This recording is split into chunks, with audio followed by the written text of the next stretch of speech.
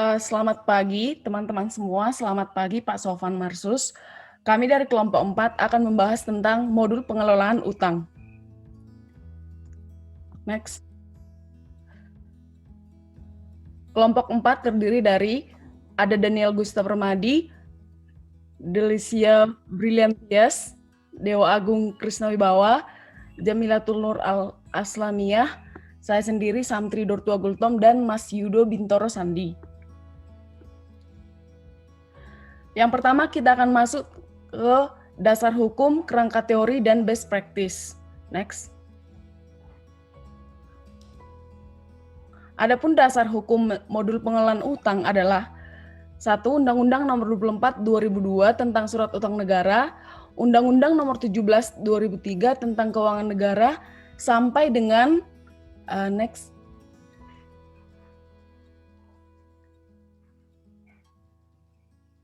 Peraturan Pemerintah Nomor 54 2008 tentang tata cara pengadaan dan penerusan pinjaman luar negeri oleh pemerintah.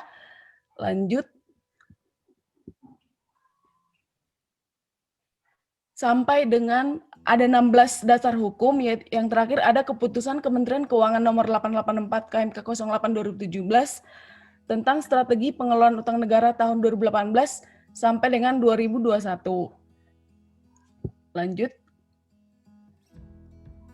Nah, definisi total utang menurut IMF tahun 2011, total utang atau gross debt adalah total gross debt, often referred to as total debt or total debt liabilities, consists of all liabilities that are debt instruments. A debt instrument is defined as a financial claim that requires payments of interest and or principal by debtor to the creditor at the date or dates in the future. Nah, menurut IMF, instrumen utang terdiri dari yang pertama special drawings, currency and deposits, debt securities, loans, insurance, pension and standardized guarantee schemes, dan yang keenam jenis utang lainnya. Next. Menurut Undang-Undang Nomor 1 Tahun 2004, utang negara adalah jumlah uang yang wajib dibayar pemerintah pusat dan atau kewajiban pemerintah pusat yang dapat dinilai dengan uang berdasarkan peraturan perundang-undangan yang berlaku, perjanjian atau berdasarkan sifat lainnya yang sah. Next. Menurut Undang-Undang Nomor 1 Tahun 2004 Pasal 38, Menteri Keuangan dapat menunjuk pejabat yang diberi kuasa atas nama Menteri Keuangan untuk mengadakan utang negara atau menerima hibah yang berasal dari dalam negeri ataupun dari luar negeri sesuai dengan ketentuan yang telah ditetapkan dalam Undang-Undang APBN. Utang atau hibah sebagaimana dimaksud pada ayat 1 dapat diterus pinjamkan kepada pemerintah daerah, BUMN atau BUMD. Biaya yang berkenaan dengan proses pengadaan utang atas hibah sebagaimana dimaksud dengan pasal ayat 2 dibebankan pada anggaran belanja negara. Next. Nah, apabila anggaran diperkirakan defisit, maka ditetapkan sumber-sumber pembiayaan untuk menutup defisit tersebut dalam Undang-Undang tentang APBN. Tujuan umum pengelolaan utang dalam jangka panjang adalah meminimalkan biaya utang dengan tingkat risiko yang semakin terkendali. Next. Nah, best practice berdasarkan beberapa publikasi IMF, tujuan pengelolaan utang publik adalah yang pertama, 1. Raise the required amount of funding, kemudian pursue its cost or risk objectives, kemudian yang ketiga, identify and manage the trade-offs between expected cost and risk. Kemudian ada develop or maintain the efficiency of the domestic debt market. Kemudian ada meet any other public debt management goal. Next. Nah, berdasarkan tujuan tersebut, maka IMF tahun 2018, pengelolaan utang harus memperhatikan yang pertama, debt management objective and coordination.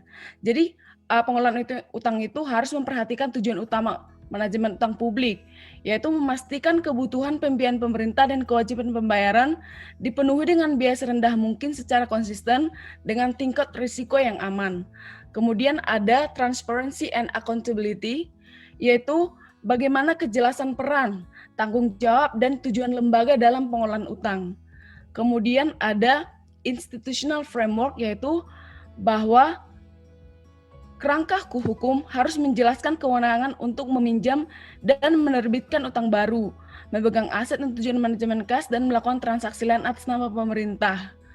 Kemudian ada debt management strategy, yaitu strategi yang diperlukan untuk mengolah risiko yang melekat pada utang pemerintah. Risiko ini harus diolah secara hati-hati dan dievaluasi secara berkala. Kemudian ada risk management framework, dan yang terakhir ada development and maintenance of an efficient market for domestic government securities, yaitu membahas tentang diversifikasi dan portofolio instrumen, kemudian bagaimana mengoptimalkan primary market dan secondary market. Next. Nah, best practice terakhir adalah prinsip-prinsip akuntansi utang publik. Berdasarkan publikasi IMF, ada 6 prinsip-prinsip akuntansi utang publik. Yang pertama adalah residence atau wilayah. Yang kedua ada time of recording atau waktu pencatatan. Yang ketiga ada valuation atau penilaian. Yang akan saya lanjutkan. Jadi yang ketiga ada valuation atau penilaian, di mana di sini ada bahasan instrumen yang tidak diperdagangkan, instrumen yang diperdagangkan, serta asuransi, pensiun, dan skema pinjaman. Dan yang keempat itu ada currency atau mata uang. Ini terkait unit mata uang, terus konversi mata uang, domestic and foreign currency, serta currency of denomination and currency of settlement. Yang kelima ada maturity atau jatuh tempo, dan terakhir consolidation. Next. Untuk bahasan selanjutnya kita akan membahas tentang proses bisnis, bagaimana pengelolaan utang. Next. Jadi untuk tadi sudah dijelaskan sama Mbak Samri tentang dasar hukum, kerangka teori, serta best practice-nya. Jadi di sini untuk pengelolaan utang sendiri itu kita khususnya Indonesia, kita mengacu ke organisasi namanya United Nations Conference on Trade and Development atau UNCTAD. Untuk pengelolaan utang sendiri itu siklus operasionalnya dimulai dari yang pertama dari negosiasi pinjaman dan tanda tangan kontrak pinjaman. Lalu yang kedua itu ada informasi kontrak dan persyaratan pinjaman. Ketiga ada penarikan. Keempat ada pembayaran pokok utang dan bunganya. Kelima itu pelaporan utangnya, dan yang terakhir itu evaluasinya terhadap pengelolaan utangnya itu sendiri yang diwujudkan dalam strategi pengelolaan utang. Jadi secara garis besar pengelolaan utang itu ada 6 tahap ini. Next.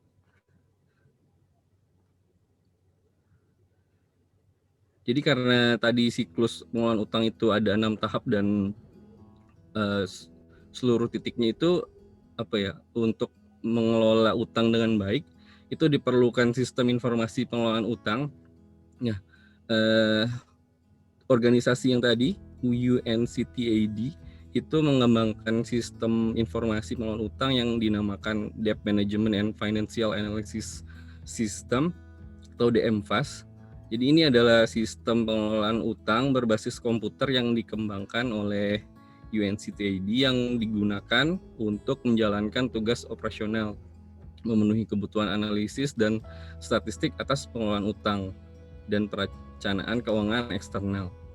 Jadi untuk mengelola utang dengan 6 tahap siklus operasional yang tadi itu diwujudkan dalam fungsi-fungsi dalam DMFAS. Nanti gambaran umumnya akan dijelaskan oleh rekan saya di belakang di bagian gambaran umum sistemnya. Jadi di sini hanya sekilasnya saja. DMFAS ini jadi untuk di Indonesia ini digunakan di Kementerian Keuangan, khususnya di Direktorat Jenderal Pembiayaan dan Pengelolaan Risiko atau DJPPR, dan sudah digunakan sejak tahun 1989 hingga sekarang. Kalau nggak salah, kalau sekarang versinya udah yang versi DMFAS 6. Lanjut. Nah, jadi tadi kalau sebelumnya kita udah bahas secara best practice itu tadi ada 6 tahap dan sistem yang digunakan itu ada DMFAS. Sementara untuk di Indonesia proses bisnis secara umumnya pengelolaan utang itu dimulai dari ada 6 tahap juga, kurang lebih hampir sama dengan best practice yang tadi, dimulai dengan pengadaan. Namun di sini ada infrastruktur pendukung untuk transaksi utangnya, di mana tidak hanya menggunakan sistem informasinya berupa DMFAS, tapi ada sistem informasi yang lain seperti BI, SSSS, Dealing Room, MOVIDS, dan ESBN dalam tahap pengadaan. Lalu di tahap settlement-nya itu ada BI RTGS, Simponi, dan SPAN, khususnya di modul penerimaan untuk SPAN-nya. Lalu di tahap ketiga itu ada perekaman utangnya, itu menggunakan DMFAS. Di sini menggunakan DMFAS-nya khusus di modul administrasi, serta SPAN juga untuk terkait ininya ya, pendaftaran lendernya. Jadi masuknya di modul komitmen.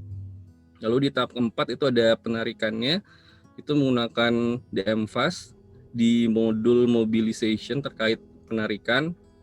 Lalu di tahap kelima untuk pembayaran pokok utang dan cicilan bunga itu menggunakan DMFAS juga di modul debt service, lalu menggunakan SASPEM untuk membuat SPM-nya, dan SPAN terkait untuk proses SPM-nya sendiri di KPPN khusus pinjaman hibah. Jadi KPPN-nya bukan KPPN biasa, dia khusus yang menangani pinjaman dan hibah. Lalu tahap 6-nya itu berupa pelaporan, di mana menggunakan DMFAS di modul reporting dan juga di SPAN ya, terkait interkoneksinya di SPAN dengan modul GL. Jadi kurang lebih proses bisnis umumnya seperti ini untuk pengelolaan utang di Indonesia. Next. Tadi ya, untuk pengelolaan utang kan kita ada di DJPPR, dan kalau kita lihat dari jenis utangnya ini kita ambil dari websitenya DJPPR. Utang pemerintah pusat itu jadi terbagi dua ya, sub besarnya itu ada pinjaman dan surat berharga negara. Secara lebih rincinya lagi dibaginya seperti itu, bisa dilihat di layar teman-teman sekalian. Jadi ada banyak. Jadi disclaimer untuk pembahasan proses bisnisnya. Jadi kelompok kami akan berfokus di pinjaman dan hibah luar negeri karena proses bisnisnya banyak sekali jika dibahas satu persatu.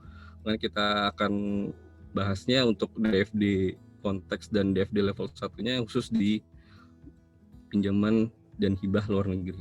Next, Mas Gustaf. Nah, untuk ini, jadi ini DFD konteksnya untuk pengadaan pinjaman atau hibah luar negeri. Ini dasar hukumnya diambil dari PP nomor 10 tahun 2011 tentang tata cara pengadaan pinjaman luar negeri dan penerimaan hibah. Jadi di sini proses besarnya adalah pinjaman atau hibah luar negeri. Untuk pihak-pihak yang terkaitnya di sini ada DPR, ada Menteri Keuangan, ada Menteri Perencanaan, ada pemberi pinjaman, serta KL, Pemda atau BUMN sebagai executing agency-nya. Nah, di sini untuk data flow-nya, untuk kita mulai dari pihak yang Menteri Keuangan sendiri. Di sini pertama Menteri Keuangan itu menyusun kebutuhan real pembiayaan, kemampuan membayar kembali, batas maksimal kumulatif utang, serta kapasitas sumber pinjaman dan risiko utang. Itu disusun oleh Menteri Keuangan, mempertimbangkan itu untuk menyusun ini ya. Jadi ininya outputnya berupa rencana batas maksimal pinjaman luar negeri. Lalu di sini juga Menteri Keuangan selain menyusun yang tadi, ada juga usulan pinjaman tunai, lalu ketetapan sumber pembiayaan, hasil perundingan pinjaman, usulan perubahan perjanjian, lalu juga alokasi dana untuk pembayaran cicilan pokok dan utang, serta pembayaran cicilan pokok, bunga, dan kewajiban lainnya. Nah, di sini untuk outputnya sendiri nanti berupa ada komitmen pembiayaan, jadi ada dasar pelaksanaan pengadaan barang dan jasa, perjanjian pinjaman, perubahan perjanjian, pengeluaran pembiayaan pada APBN, serta realisasi pembayarannya sendiri. Lalu di ini Menteri Perencanaan itu menyusun namanya ada rencana pemanfaatan pinjaman luar negeri ya. Lalu ada DRPLN, JM itu jangka menengah maksudnya di situ. Lalu ada daftar rincian pinjaman luar negeri atau DRPLN serta daftar kegiatan. Dalam menyusunnya itu, jadi Menteri Perencanaan tetap melihat pada RPJM dan rencana batas maksimal pinjaman yang telah disusun oleh Menteri Keuangan, lalu juga mempertimbangkan usulan kegiatan yang disusun oleh KL atau Pemda atau BUMN sebagai executing agency. Jadi KL atau Pemda dan BUMN ini menyusun usulan kegiatan, disampaikan dulu ke Menteri Perencanaan, lalu dinilai dan direview. Lalu jika sudah sesuai masuk dalam ini daftar kegiatannya yang telah disetujui, maka nanti Menteri Keuangan itu akan melakukan usulan pinjaman kepada pemberi pinjaman atau lender di sini dan melakukan perundingan. Jadi di sini ada hasil perundingan pinjaman. Kalau dari ininya pemberi pinjaman ini ke proses pinjaman hibah atau luar negeri, nggak prosesnya setelah hasil perundingannya sudah selesai, maka nanti ada perjanjian pinjaman atau loan agreement di situ. Nanti pinjamannya sudah bisa dimasukkan ke untuk proses selanjutnya di tahap penarikan dan juga pembayaran, sehingga nanti untuk pembayarannya itu kan harus dialokasikan di APBN. Nah, untuk alokasi APBN-nya sendiri itu butuh persetujuan DPR di sini, makanya ada persetujuan usulan pinjaman di sini. Outputnya nanti dari proses ini adalah adanya nilai bersih pinjaman yang disetujui atau masuk di dalam APBN. Kurang lebih seperti itu untuk DFD konteks. Next, Mas Gusta. Nah, kita masuk ke DFD level 0-nya. Jadi di sini tahapannya itu ada 4. Ada perencanaan, ada pengadaan, ada penarikan dan pembayaran. Khusus untuk yang dibahas ini sesuai dengan PP nomor 10 tahun 2011. Jadi di tahap pertama ini perencanaan itu dimulai dari pertama ya Menteri Keuangan ya tadi menyusun kebutuhan real pembiayaan, lalu kemampuan membayar kembali, batas maksimal kumulatif utang, kapasitas sumber pinjaman dan risiko utang sebagai inputnya. Untuk menyusun, masuk ke yang poin B, di situ ada rencana batas maksimal pinjaman yang disampaikan ke Menteri Perencanaan. Lalu KL atau Pemda atau BUMN sebagai executing agency itu juga menyusun namanya usulan kegiatan yang dapat dibiayai pinjaman. Nah, proses ini akan dilanjutkan disampaikan ke Menteri Perencanaan. Nah, dari situ usulan kegiatannya dapat dibiayai dengan pinjaman itu akan disusun oleh Menteri Perencanaan, direview, dibandingkan dengan yang ada di RPJM dan juga batas maksimal pinjaman, sehingga outputnya itu akan balik lagi ya ke proses perencanaan. Di sini berupa menyusun Menteri Perencanaan yaitu rencana pemanfaatan pinjaman luar negeri, lalu ada DRPLN JM, DRPLN dan daftar kegiatan.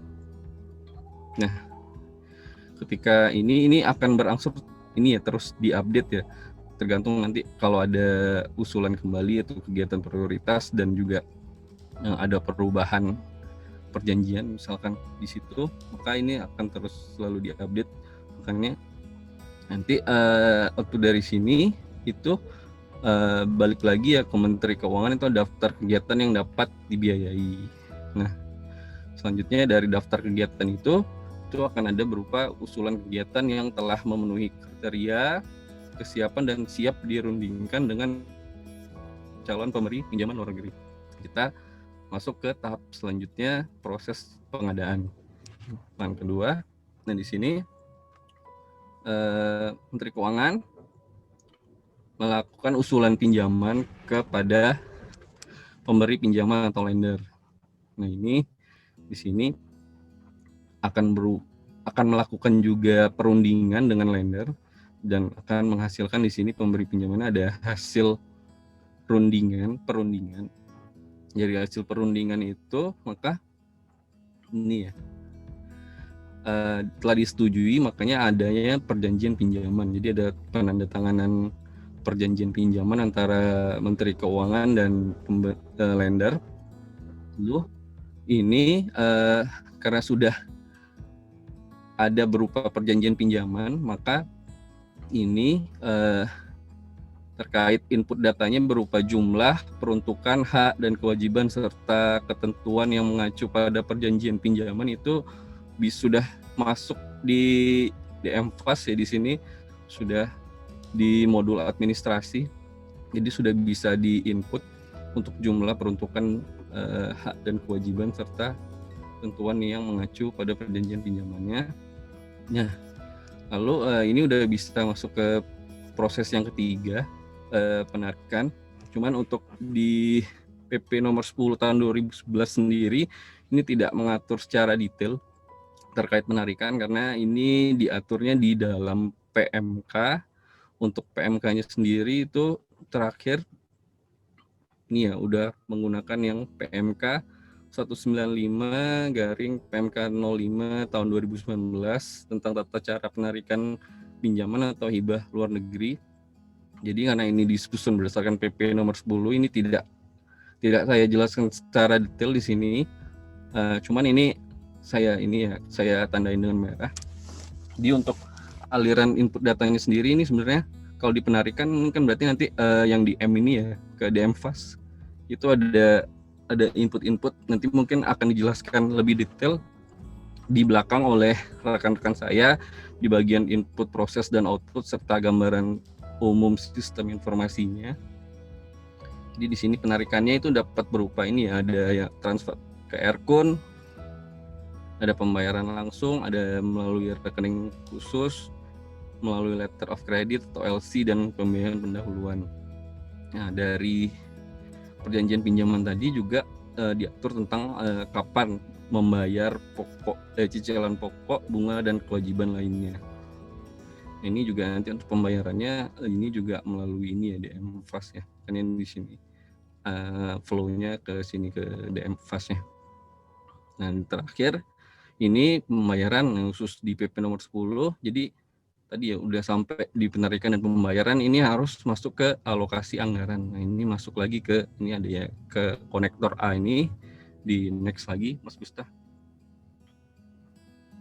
Nah, jadi di sini terakhir di ini balik lagi jadi ke prosesnya yang perencanaan. Jadi di sini udah berupa yang dari perjanjian pinjaman tadi, itu ada flow input berupa rencana pembiayaan atas pinjaman dan alokasi dana untuk pembayaran cicilan pokok dan utang.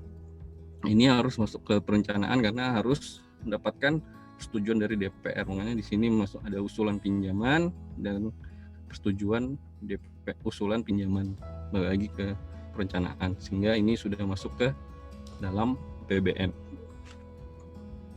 Kurang lebih begitu dari saya. Selanjutnya akan dilanjutkan oleh rekan saya. Baik, selanjutnya saya akan menjelaskan terkait dengan input, proses, dan output dari beberapa kegiatan terkait dengan pengelolaan utang. Next. Nah, tadi kan Mas Yudo udah menjelaskan ya diagram konteks dan diagram level nolnya. Nah, di sini terkait dengan input, proses, output dari proses bisnis. Yang pertama saya akan menjelaskan terkait dengan PHLN. Nah, di sini dari perencanaannya ya, inputnya itu ada usul pinjaman dan rencana batas maksimal pinjaman luar negeri. Kemudian prosesnya itu persetujuan dan penyiapan kriteria. Dan terakhir outputnya itu adalah daftar kegiatan. Kemudian terkait dengan proses yang kedua yaitu pengadaan. Nah, inputnya ini sebenarnya dari proses perencanaan ya, yaitu ada daftar kegiatan, terus ada daftar rincian yang luar negeri dan daftar rincian prioritas pinjaman luar negeri. Kemudian ada prosesnya itu di tahap pengadaan itu ada negosiasi dan juga pemenuhan kriterianya. Dan terakhir outputnya itu berupa loan agreement dan surat keterangan tanggal efektif dari pinjamannya. Kemudian proses yang ketiga itu disbursement atau penarikan. Nah, inputnya di sini ada loan agreement dan juga surat keterangan tanggal efektif. Kemudian di sini di proses disbursement-nya ini ada penarikan dana dari PHLN dan outputnya itu berupa pembukaan penerimaan dana dan juga ada penerimaan dana. Kemudian proses yang terakhir itu terkait dengan pembayaran. Nah, inputnya sebenarnya sama ya. Ada loan agreement dan juga surat keterangan efektif. Nah, di sini meliputi proses yaitu pembayaran pokok dan bunga. Dan outputnya itu berupa pembukuan pembayaran dan juga pemberitahuan terkait dengan utang outstanding. Baik, nah selanjutnya tadi kan Mas Yudo sudah menjelaskan diagram level 0-nya ya. Di sini saya melanjutkan saja yang untuk DFD level 1-nya. Nah, di sini dimulai dari proses itu dari kementerian atau lembaga ya, mengajukan surat permohonan terkait dengan pinjaman itu. Kemudian di sini prosesnya yang pertama itu adalah meregistrasi nomor pinjaman atau IBAN. Nah, surat permohonan ini kemudian diupdate di DMFAS atau DMPAS.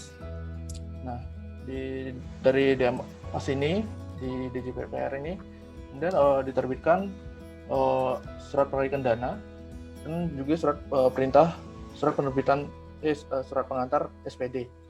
Kemudian proses yang kedua itu adalah mengirim SPD beserta isinya juga SPD ke lender atau pemberi pinjaman atau hibah luar negeri.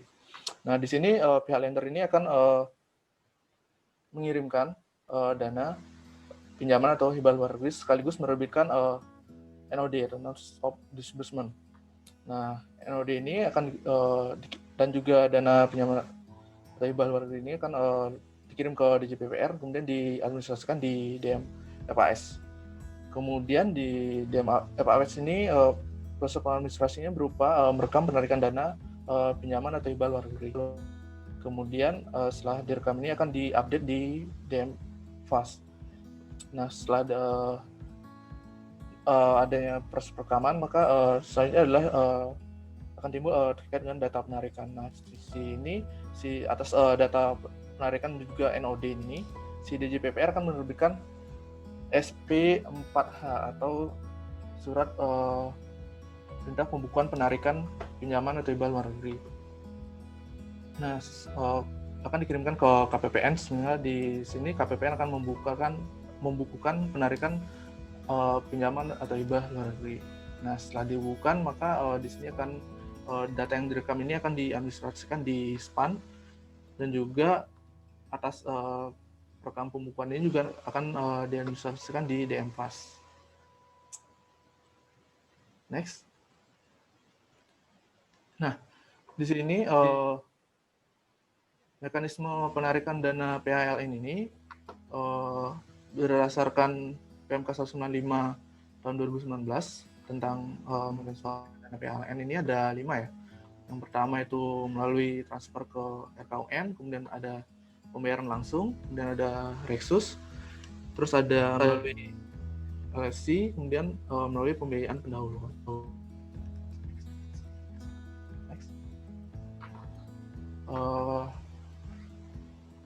Di sini saya mencoba menjelaskan terkait dengan input proses output dari penarikan dana PLN melalui RKUN ini, melalui DFD level 1 ya. Sebenarnya tadi kan kayak sama sih sebenarnya kayak tadi, cuma di sini lebih ke langsung ke salah satu mekanismenya saja. Nah, di sini ada beberapa keterangan, yaitu A ini berupa DJPPR, checkboard di Direktorat Pinjaman dan Hibah, kemudian B ini DJPB, Direktorat Pengelolaan Kas Negara, kemudian C ini adalah pemberi PHLN, dan D ini adalah DJPPR, Direktorat Evaluasi, Akuntansi, dan Settlement.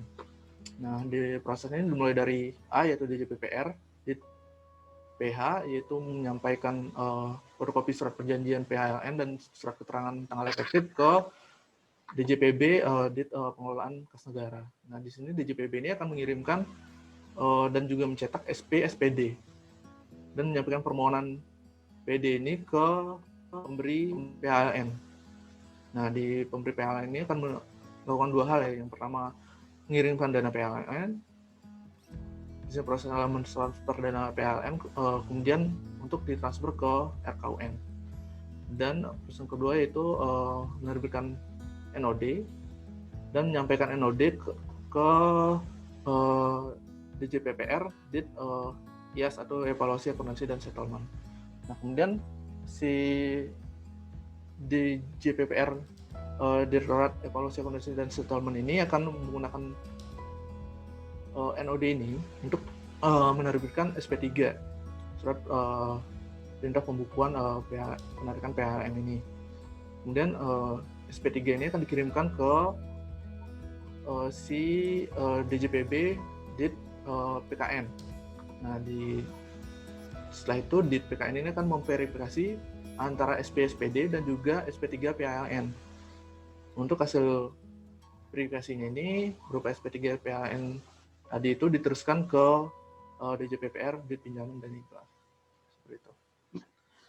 Di sini yang kedua itu melalui mekanisme pembayaran langsung ya. Sebenarnya hampir sama. Namun di sini yang prosesnya itu dari pihak-pihaknya ada sedikit perbedaan. Yang A di sinilah KPA atau PA. Kemudian yang B ini adalah langsung ke KPPN-nya. C masih sama, pemberi PHLN, dan D ini masih DJPPR, Direktorat Evaluasi Akuntansi dan Settlement. Nah, di sini prosesnya itu dari si PA atau KPA ini mengirimkan SPD ke KPPN. Nah, di KPPN ini akan meneruskan SPD-nya, memproses SPD untuk diteruskan ke pemberi PHLN. Nah, pemberi PHLN ini akan melakukan dua proses, yaitu di proses 3.2, di sini adalah mentransfer dana PHLN, kemudian selanjutnya adalah menyampaikan NOD. Nah, untuk yang transfer dana PHLN ini, di PMK-nya itu disebutkan bahwa langsung ke rekanan atau pihak yang dituju. Kemudian untuk NOD ini akan diteruskan ke DJPPR, DIT Evaluasi Akuntansi dan Settlement. Kemudian sama seperti sebelumnya, ini akan menggunakan NOD untuk menerbitkan SP3 PHLN. Nah, di sini prosesnya yaitu memverifikasi NOD dan juga SP-SPD. Kemudian setelah SP3 PHLN ini diterbitkan, akan dikirimkan lagi ke si KPPN. Di sini KPPN ini akan memverifikasi SP-SPD dan juga SP3 PHLN. Nanti SP3 PHLN ini akan dikirimkan ke si KPA untuk dicatat, kemudian juga ke BI. Sekian proses dari melalui pembayaran langsungnya. Ini tadi akan digabungkan ke yang tadi seperti usulnya Bapak, masukan Bapaknya. Kemudian next. Nah, untuk yang 3 proses selanjutnya mungkin saya gambarkan seperti ini dulu, karena kemarin masih mencoba menggambar, ternyata hasilnya panjang banget. Di sini saya ringkas saja. Di mekanisme selanjutnya adalah melalui Rexus.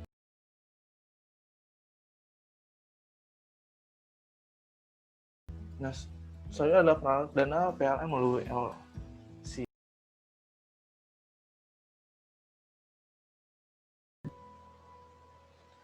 Selanjutnya adalah penarikan dana PLN melalui pembiayaan pendahuluan ya.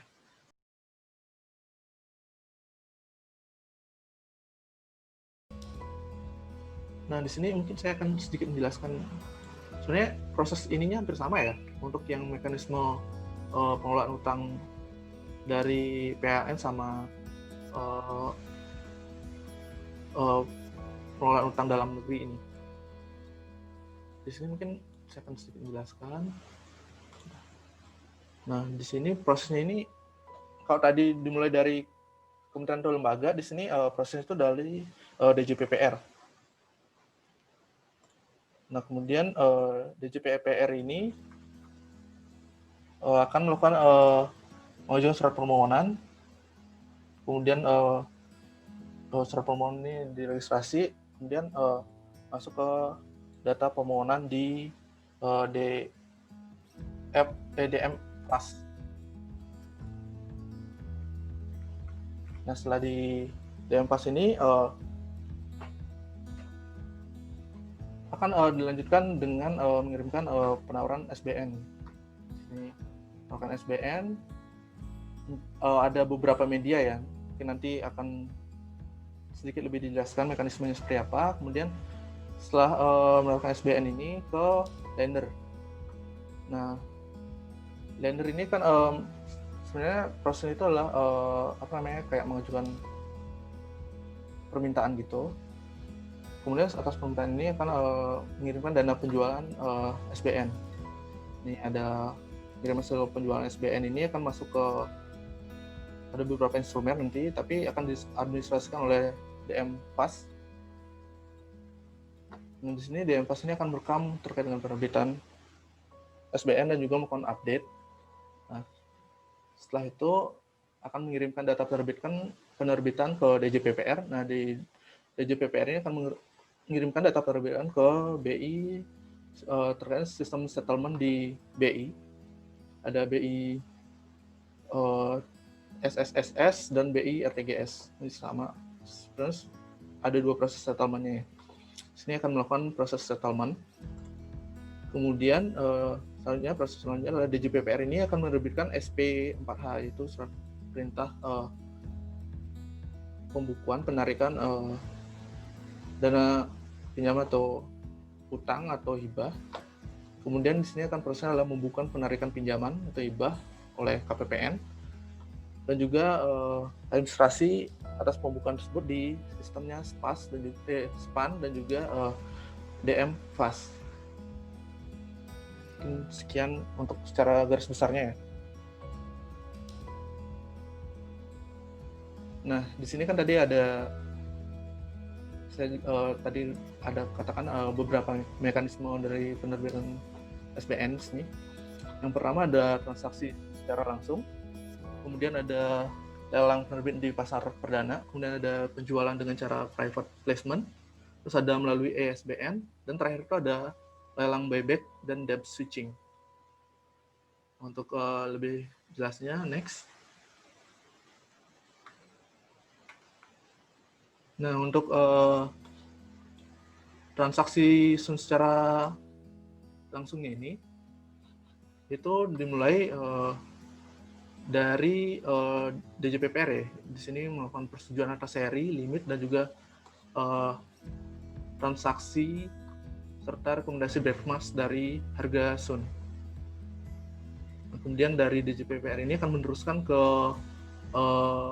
dealer counterparty-nya yang akan melakukan penjualan SUN kepada si calon pembeli.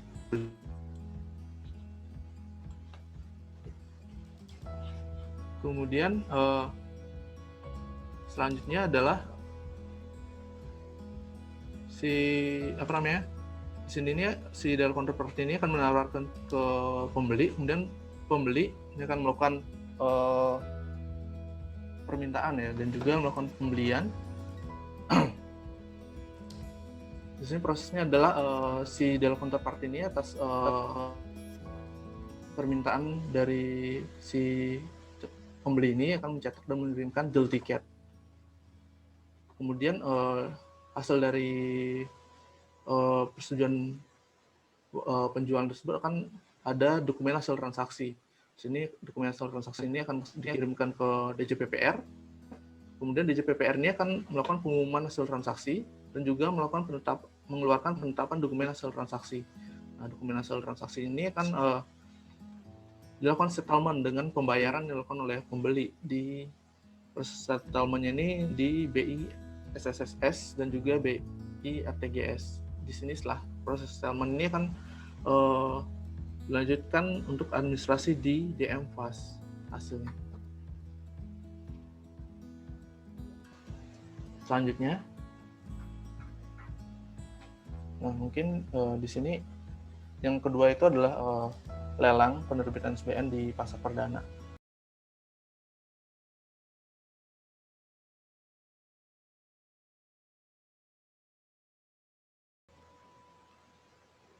Selanjutnya adalah penjualan SBN dengan cara private placement.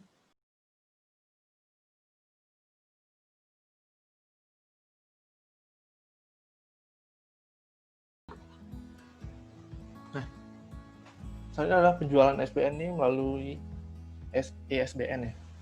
Di sini proses yang pertama ini di DJPPR ya, ini menetapkan parameter dan juga terkait dengan monitoring dan reporting. Nah, di sini setelah melakukan penetapan parameter, maka DJPPR ini akan mengirimkan hasilnya kepada mitra distribusi SBN retail online. Nah, di sini mitra distribusi ini akan melakukan memberikan penawaran kepada calon investor ya, melalui SBN. Kemudian si SBN ini, si investor ini akan melakukan pemesanan ya terkait dengan SBN. Kemudian proses pemesanan ini dilakukan oleh mitra distribusi untuk kemudian memproses untuk dilakukan konfirmasi dari penetapan dari persetujuan pembelian oleh investor. Kemudian persetujuan itu ditetapkan oleh DJPPR. Kemudian data penetapnya ini akan dikirimkan ke DM-Pas. Kemudian terkait dengan persetujuan pembelian ini ada terkait dengan pembayaran akan masuk ke Symphony atau MPNG2. Kalau proses settlement ada di sama mungkin ya BI S4 dan juga BI RTGS. Kemudian ada administrasi terakhirnya itu di modul penerimaan di SPAN. Ini ada proses terakhir itu ada lelang buyback and debt switching SBN.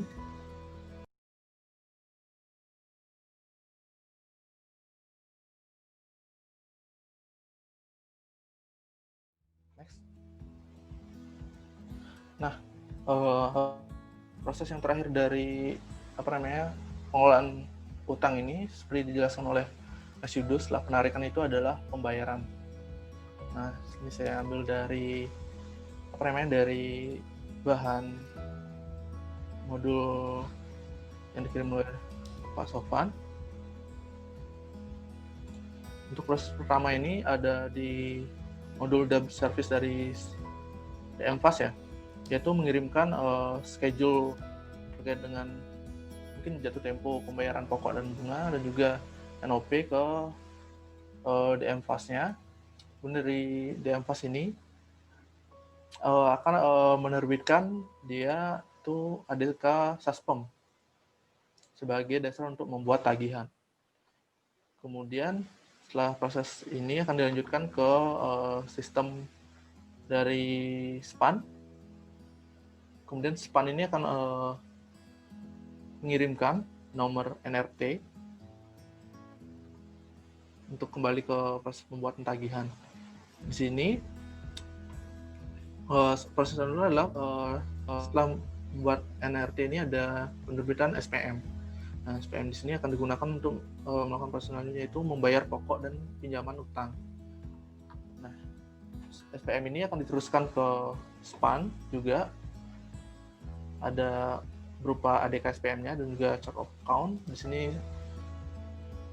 SPAN ini melalui KPPN KPH khusus pinjaman dan hibah ini akan menerbitkan SP2D-nya untuk pembayaran pokok pinjaman dan utang yang akan diteruskan oleh pembayarannya ke si pemberi pinjaman. Kemudian data pembayaran juga akan diteruskan untuk direkonsiliasi dan juga dilaporkan. Nah, proses rekonsiliasi dan pelaporan ini akan menghasilkan jurnal pembayaran untuk kemudian diadministrasikan di SPAN. Dan juga ada data rekon. Data rekon di sini akan diadministrasikan oleh dua pihak, yaitu ada dikirimkan ke Bank Indonesia, terus ada data recordnya ini juga diadministrasikan di SPAN. Nah, terkait dengan regulasi dan pelaporan terkait dengan pembayaran ini, ada juga notifikasi data pembayaran dan juga update utang outstanding yang akan diadministrasikan di DM Fast-nya. Mungkin sekian dari saya, akan dilanjutkan oleh rekan saya. Baik, selanjutnya ini terkait dengan gambaran umum dari sistem aplikasi DM Fast. Selanjutnya. Nah, jadi untuk DM Fast ini kan seperti tadi yang sudah dijelaskan oleh Mas Vito, itu memang dibuat oleh UNCTAD untuk membantu negara dalam mengelola utang-utangnya, baik dari utang eksternal maupun domestic public. Jadi utang dari domestik. Nah, di sini kalau untuk DJPPR sendiri itu menggunakan DM Fast sebagai core system atau aplikasi utama. Jadi sebetulnya kan di DJPPR tadi seperti yang sudah dijelaskan di awal, untuk aplikasinya itu sangat banyak ya untuk pengelolaan utang ini. Jadi dari sumber yang saya dapatkan dari laporan tahunan dari DJPPR itu ada sekitar 28 aplikasi yang digunakan, dan DM Fast ini adalah salah satu aplikasi yang terpenting karena di sini DM Fast itu digunakan pada penatausahaan utang mulai dari administrasi sampai pelaporan. Nah, jadi untuk DM Fast sendiri ini walaupun memang sebagai aplikasi utama atau core system, tapi memang harus ada penghubung ke aplikasi lain terkait dengan operasional pengelolaan pembiayaan dan risiko. Nah, ini dihubungkan dengan DM Fast interface yang dikembangkan oleh DJPPR. Nah, jadi yang bisa kita lihat di sini di bagian modul itu kalau dari DM Fast 6 sendiri yang memang sekarang sedang dipakai itu ada 6 modul. Tapi di sini kalau untuk modul negosiasi sendiri itu tidak digunakan atau memang belum optimal penggunaannya oleh DJPPR karena DJPPR sendiri untuk proses bidding itu menggunakan aplikasi Dealing Room dan BISSSS. Nah, selanjutnya kalau terkait dengan administrasi, mobilization, kemudian debt service dan reports, ini digunakan oleh back office untuk penatausahaan utangnya. Kemudian kalau yang administration ini digunakan oleh front office, itu ada di direktorat, contohnya ada di direktorat pinjaman dan hibah. Kemudian kalau untuk yang analisis ini digunakan oleh middle office atau direktorat strategi portofolio dan pembiayaan. Selanjutnya. Nah, ini adalah fungsi-fungsi DM Fast dalam pengelolaan utang. Di sini ada 5 fungsi. Yang pertama itu terkait dengan reporting function atau ada di modul administrasi. Nah, di sini untuk DM Fast sendiri ini mendukung pencatatan data terkait dengan pembiayaan yang bersumber dari loan, kemudian bonds, grants, dan pendanaan atau pinjaman proyek dan online loan atau penerusan pinjaman. Nah, selain itu di submenu ini juga ada menu untuk merekam general agreement, kemudian perjanjian reorganization dan referensi-referensi terkait dengan utangnya. Kemudian yang selanjutnya ini terkait dengan operation function. Ini ada di menu mobilization dan menu debt service. Jadi kalau di menu mobilization sendiri ini digunakan untuk biasanya terkait dengan penarikan pinjaman dan pembelian obligasi yang dapat digunakan untuk menghasilkan roll forward estimate drawings. Dan untuk modul ini digunakan untuk mencatat transaksi-transaksi individual penarikan yang muncul dari setiap pinjaman. Kemudian kalau untuk fitur ini juga digunakan untuk operasionalisasi dari pinjaman, hibah, project by sukuk yang kemudian nanti termasuk juga untuk pembayaran kembali pokoknya dan bunga serta komisinya. Yang selanjutnya ini terkait dengan menu debt service. Di menu debt service ini itu digunakan untuk merekam pembayaran pokok dan bunga dari utangnya. Nah, ini termasuk juga fungsi untuk pembuatan schedule. Nah, schedule ini sebetulnya dihasilkan secara otomatis dari general information yang akan direkam di menu administrasi dan kemudian nanti akan dihitung secara otomatis untuk pinjamannya itu nanti dihitungnya itu berdasarkan cut off pada waktu tertentu.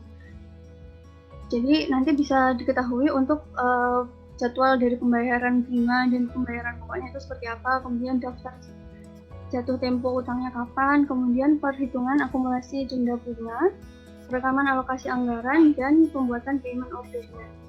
Selanjutnya terkait dengan controlling and monitoring function. Nah, jadi di DM Fast ini juga ada fungsi kontrol. Nah, ini terkait dengan data accuracy dan data validation, kemudian error check dan echo check. Kemudian untuk yang fungsi monitoring di DM Fast ini terkait yang pertama itu adalah laporan pembayaran jatuh tempo bulan depan. Jadi ada monitoring terkait dengan jatuh tempo yang memang sudah dekat gitu. Dan kemudian laporan pinjaman yang dipilih sesuai dengan parameter yang telah ditetapkan. Misalnya terkait dengan tipe krediturnya atau tipe pembayarannya. Dan bisa digunakan untuk mengontrol dari utang-utang yang outstanding atau batas atas dari utangnya. Kemudian yang ketiga itu terkait dengan identifikasi pinjaman yang terlambat dan menghitung denda secara otomatis. Yang fungsi keempat itu terkait dengan reporting function. Nah, di sini untuk reporting functionnya ini bisa terkait dengan operasional maupun analitis. Jadi kalau yang operasional itu bisa terkait dengan misalnya terkait dengan loan atau terkait dengan debt-nya seperti apa. Dan kemudian untuk laporannya ini bisa digunakan untuk fungsi pengendalian serta pemantauan, dan bisa ada 3 jenis laporan yang diterbitkan. Ini terkait dengan internal reports. Kalau di sini untuk internal reports itu laporan yang dihasilkan itu digunakan untuk internal dari suatu negara gitu, dan nanti bisa menggunakan format yang lebih spesifik. Dan kemudian kalau untuk external reports ini terkait dengan laporan yang dibutuhkan untuk organisasi internasional atau standar internasional. Dan yang ketiga adalah control reports. Jadi dibuat untuk laporan ini terkait dengan data validasi. Dan kemudian di reporting function ini ada 3 kategori juga. Yang pertama itu adalah terkait dengan standard reporting. Ini ada predefined report without parameter. Jadi memang ini untuk laporannya sudah ditentukan dan tidak mensyaratkan untuk parameter tertentu di dalam laporannya. Kemudian kalau untuk yang kedua ada predefined report with parameter. Nah, kalau untuk ini ada parameter-parameter yang memang bisa dimasukkan.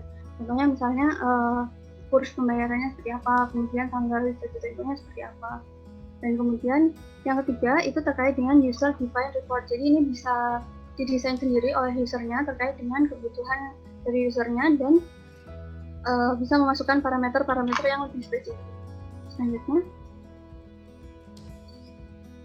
nah, ini terkait dengan fungsi yang ketiga terkait dengan analytical function dari DM Fast. Ini jadi biasanya digunakan oleh middle office di DJPPR, di Direktorat Strategi, Portofolio dan Pembiayaan. Nah, kalau untuk ini biasanya digunakan untuk menyusun strategi dan portofolio utama dalam utang pemerintah. Jadi nanti akan menghasilkan tren belanja pembayaran pokok dan bunga, kemudian rasio dari sisi mata uang dan tingkat maturitas serta tren suku bunganya. Selanjutnya, nah ini untuk fitur-fitur dari DM Fast. Jadi tadi ada untuk menu administrasi. Untuk menu administrasi ini biasanya digunakan untuk jadi di menu administrasi ini ada beberapa menu tambahan, yaitu ada submenu atau pertama ini loan. Yang akan kita bahas di sini adalah terkait dengan loan. Di sini ada general information, ada tranche, dan ada commissions. Jadi kalau untuk general information sendiri ini nanti mengisi untuk terkait dengan perjanjian pinjamannya. Jadi semua informasi dasar terkait dengan perjanjian seperti referensi, kemudian tanggal kesediaan dan tanggal tanda tangan itu nanti akan direkam di general information ini. Dan kemudian yang kedua ini terkait dengan tranche. Ini biasanya terkait dengan basis mata uang yang digunakan di utang tersebut. Dan untuk komisi ini nanti terkait dengan perekaman operasi terkait dengan komisi seperti pembayaran, rescheduling, prepayment, dan swap. Selanjutnya. Nah, jadi ini untuk tampilan dari menu atau modul dari administration terkait dengan general information. Jadi di sini caranya itu adalah dari tadi portal yang di awal itu, di home-nya, pilih menu administration, kemudian pilih loan, dan nanti isi untuk general information dan klik new. Nah, di sini ada beberapa tab gitu. Yang pertama adalah terkait dengan agreement info. Nah, di sini untuk dokumen sumbernya itu adalah perjanjian utang atau pinjamannya, dan kemudian ini nanti diisikan dari mulai instrumen ID, nama, sampai dengan authorization type-nya seperti apa. Selanjutnya. Nah, ini lanjutan untuk tampilannya. Ini di agreement info 2, ini lebih terkait ke klasifikasi utang, kemudian klasifikasi instrumennya seperti apa. Selanjutnya. Nah, kalau untuk ini terkait dengan partisipannya, siapa sebetulnya kreditornya, kategori dari lendernya seperti apa, kemudian debitor name-nya siapa gitu. Selanjutnya. Nah, kalau untuk ini terkait dengan tranche. Nah, kalau untuk ini itu memungkinkan perekaman pinjaman yang lebih akurat dalam beberapa mata uang dan dengan beberapa jenis suku bunga. Jadi ada pinjaman multilateral itu kan biasanya menggunakan beberapa mata uang yang berbeda dan punya suku bunga yang beda juga. Nah, itu nanti akan direkamnya di sini. Nah, itu untuk cara aksesnya juga sama, menu administrasi, loan, kemudian pilih yang tranche. Dan untuk dokumen sumbernya, ini sama seperti tadi, itu menggunakan perjanjian utang. Selanjutnya. Nah, ini terkait dengan prinsipalnya. Apa saja yang di-input di sini, itu terkait dengan periodenya, kapan pembayaran pertamanya, dan kapan pembayaran akhirnya. Selanjutnya. Ini terkait dengan bunga, di sini jadi dihitung untuk amortisasinya secara otomatis dari tadi memasukkan yang di bagian prinsipal. Selanjutnya. Ini terkait dengan mobilization atau disbursement-nya, jadi itu untuk penarikan dan subscription. Jadi di MFAS ini bisa menangani pencairan dalam mata uang yang sama atau berbeda. Nah, jadi untuk validasinya itu nanti bisa dilakukan dengan cara diperiksa konsistensinya terhadap nilai tukar yang terdaftar pada file-file yang telah di-input sebelumnya. Nah, kalau untuk ini, untuk cara aksesnya, sama seperti tadi, masuk ke menunya yang modulnya mobilization, kemudian masuk ke loan drawings, real drawings on loan, dan nanti muncul tampilan seperti ini. Dan nanti kalau untuk dokumen sumbernya, ini bisa berasal dari loan agreement-nya dan dari NOD-nya. Selanjutnya. Nah, ini terkait dengan debt service. Ini terkait dengan debt service operation. Di sini itu ada opsi yang berkaitan dengan pokok dan bunga, serta ada opsi-opsi juga yang terkait dengan komisi dan penalti. Nah, di sini kan kita bisa lihat ya, ada kapan tanggal maturity-nya, kemudian payment order-nya bagaimana, kemudian status pembayarannya apakah sudah terbayar atau belum. Gitu. Selanjutnya. Nah, yang ini terkait dengan pelaporan atau laporan yang dapat dihasilkan oleh DMFAS. Nah, untuk laporannya sendiri, ini seperti yang sudah dijelaskan tadi, itu kalau terkait dengan kategorinya, itu ada 3 ya. Yang pertama tadi terkait dengan standard reporting reports. Ini ada 2, yaitu tadi ada predefined report without parameter dan predefined report with parameter. Jadi sebetulnya ini report yang dihasilkan dari MFAS ini berisi laporan-laporan operasional dan manajerial. Jadi mulai dari rekapitulasi pembayarannya, denda, total penarikan utangnya, kemudian jatuh tempo utang, dan lain-lain. Jadi ini bisa diatur, jadi ini sudah default dari aplikasinya, jadi tidak bisa diutak-atik lagi kalau untuk yang standar reporting ini. Jadi ini yang 2 terakhir terkait dengan user defined reporting dan World Bank report. Kalau World Bank report itu sesuai dengan standar dari World Bank. Selanjutnya, ini contoh dari report yang bisa dihasilkan tadi.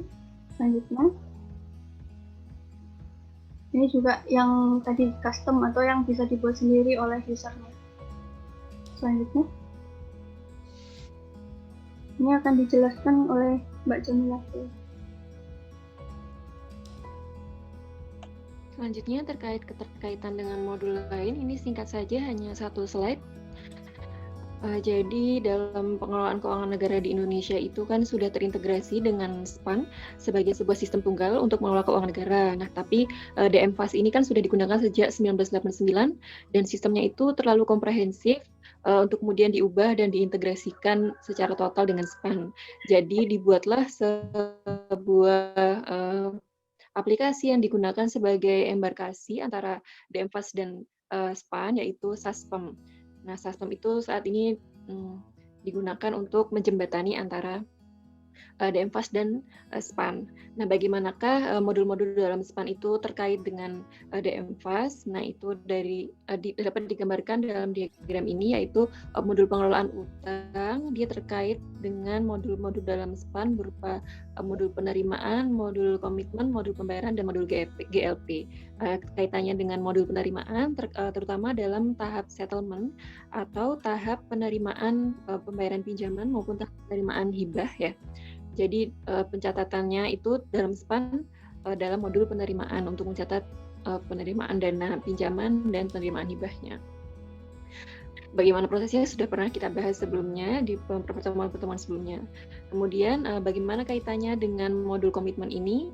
Kaitannya adalah dalam tahap perekaman dalam pencatatan atau perekaman supplier, siapa pemberi pinjamannya, siapa pemberi hibahnya, kemudian juga dalam pencatatan nota hibah, nota pinjaman atau NOD, NOP-nya itu.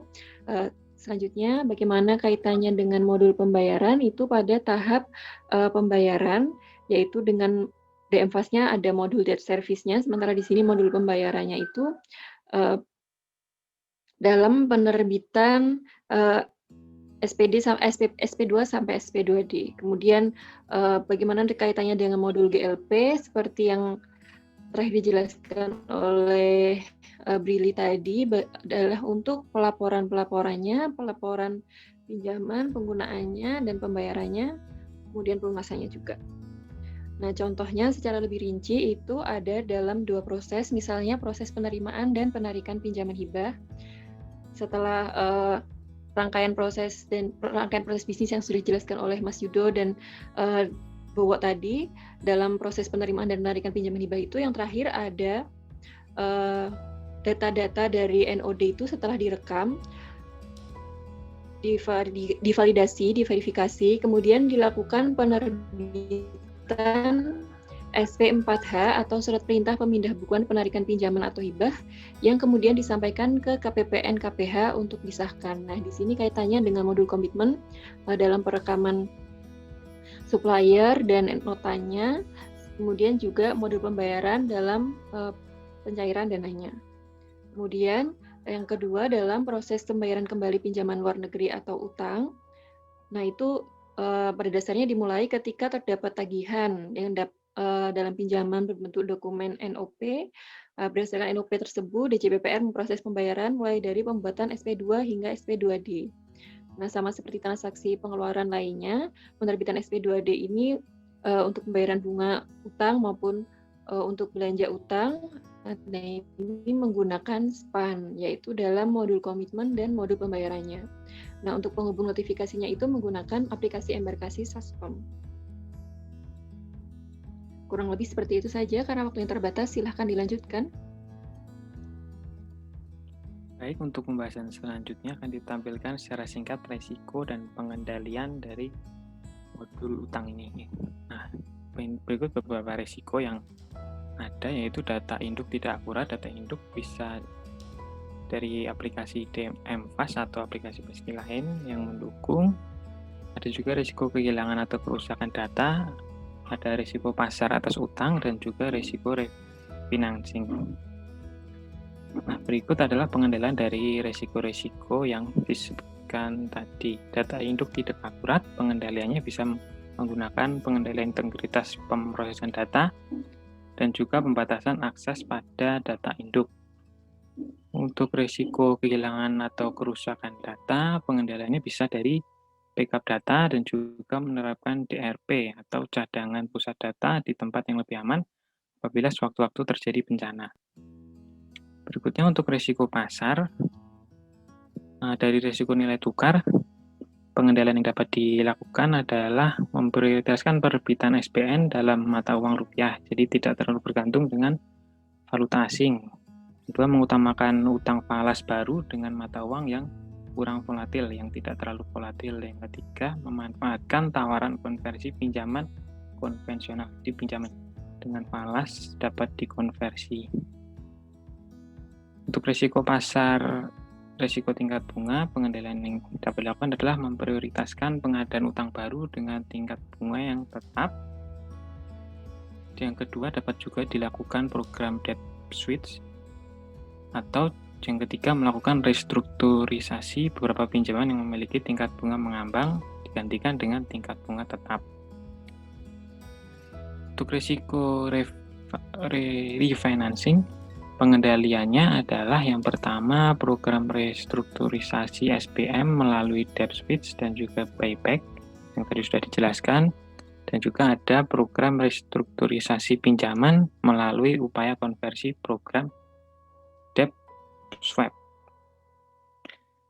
Nah, sekian dari kami penjelasan mengenai siklus dan modul utang. Kurang lebihnya mohon maaf. Terima kasih.